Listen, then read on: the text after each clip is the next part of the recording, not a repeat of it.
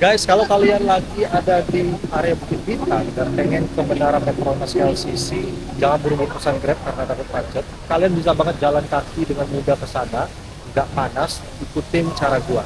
Cukup masuk ke area pavilion dulu.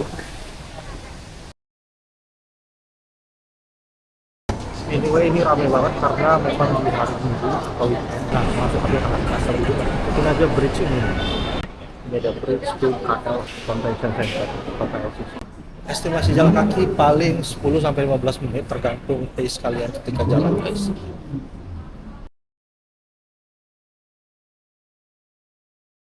Ini benar-benar super nyaman dibanding kalian jalan di trotoar di luar bridge ini panas kalau siang-siang. Dan gue udah tiba di Surya KLCC, cukup 10 menit aja. So, selamat datang di KLCC Park dan Menara Petronas.